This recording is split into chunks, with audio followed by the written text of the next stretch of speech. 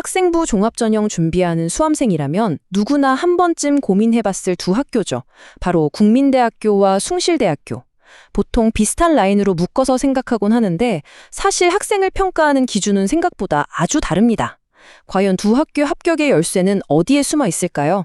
오늘 그 핵심만 쏙쏙 뽑아서 시원하게 알려드릴게요. 자, 그래서 제일 궁금한 게 이거죠. 국민대랑 숭실대, 대체 학생을 보는 눈이 구체적으로 어떻게 다를까? 이 차이점을 정확히 아는 게 합격 전략의 첫걸음이거든요. 그럼 먼저 국민대학교부터 그 속을 한번 들여다볼까요? 첫 번째, 국민대학교입니다. 국민대가 학생부에서 찾고 있는 인재상, 이건 아주 명확해요. 한마디로 우리 학과에 딱 맞는 전공 전문가를 찾고 있습니다. 그냥 공부 잘하는 학생? 아니죠. 지원한 전공 하나만큼은 누구보다 깊이 파고든 학생을 뽑겠다는 의지가 평가 기준에 아주 강하게 드러납니다. 구체적인 비율을 보면 이게 더 확실해져요. 와, 이거 보세요. 정말 놀랍지 않나요? 국민대 서류평가에서 전공적 합성이 차지하는 비율이 무려 55%입니다. 이건 평가의 절반 이상을 오직 이 한 가지로 보겠다는 아주 강력한 시그널인 거죠. 자기주도성이나 인성, 다른 요소들을 다 합쳐도 이 전공적 합성 하나의 무게를 따라가지 못하는 거예요. 아니, 그럼 국민대가 말하는 이 전공적 합성이라는 게 대체 뭘까요? 간단해요. 지원한 전공에 대해 얼마나 깊이 있게 이해하고 또 스스로 파고들려는 노력을 했는가. 바로 이겁니다. 그냥 저 이 학과에 관심 많아요 이 정도 수준이 아니라 구체적인 활동이랑 성과로 그 깊이를 증명해야 한다는 뜻이죠. 이걸 더 자세히 뜯어보면요. 55% 안에서도 비중이 또 나뉩니다. 전공 잠재력이 40점, 학업 능력이 15점. 이게 뭘 의미하냐면요. 전체 평균 성적보다 내가 지원하는 전공과 직접적으로 관련된 몇몇 핵심 과목 성적, 그리고 깊이 있는 탐구 활동이 합격을 좌우한다는 얘기예요. 여기서 딱 드러나죠. 국민대는 만능 플레이어보다 스페셜리스트를 원한다는 거예요. 자, 이번엔 숭실대로 넘어가 볼게요. 국민대가 전공 전문가를 찾았다면 숭실대의 키워드는 완전히 달라요. 바로 성장입니다. 숭실대는 1학년 때부터 완벽하게 진로를 딱 정한 학생도 좋지만 오히려 이런저런 고민도 하고 탐색도 하면서 꾸준히 발전해온 학생의 과정 그 자체를 굉장히 매력적으로 봐요. 이 성장이라는 키워드가 평가 요소에 어떻게 녹아있는지 한번 보시죠. 숭실대 평가 비율을 한번 보세요. 가장 큰 덩어리는 진로 역량 50%입니다. 국민대 전공적 합성이랑 비율은 비슷한데 이름부터가 뭔가 다르죠? 그리고 진짜 주목할 점은 숭실 역량이라는 독특한 항목이 30%나 된다는 거예요. 이건 협업이나 소통 능력 같은 공동체 역량을 뜻하는데 여기서부터 국민대와는 평가의 결이 완전히 다르다는 걸 알 수 있습니다. 숭실대가 제일 중요하게 보는 진로 역량은 뭘까요?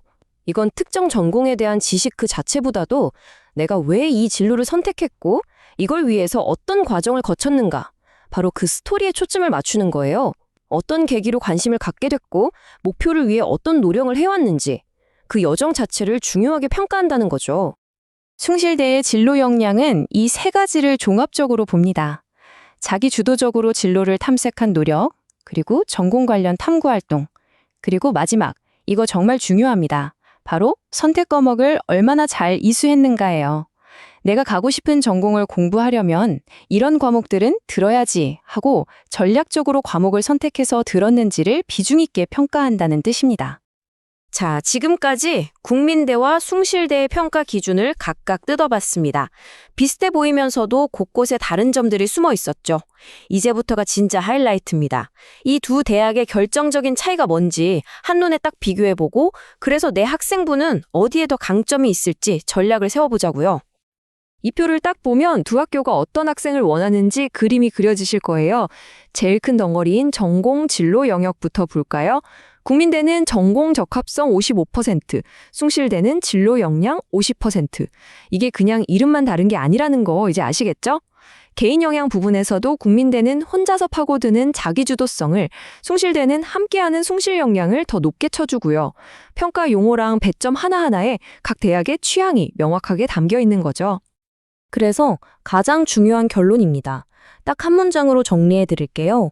국민대학교는 지원 전공에 대한 깊이, 즉 얼마나 깊이 파고들었는지를 봅니다. 반면에 숭실대학교는 결과물보다는 그 과정에 주목해요. 어떤 고민을 통해 진로를 찾아 나섰고 그 목표를 향해 어떤 노력을 해왔는지 그 성장 스토리를 훨씬 중요하게 평가하는 겁니다. 자, 그럼 이제 이 분석을 가지고 가장 현실적인 질문을 해야죠.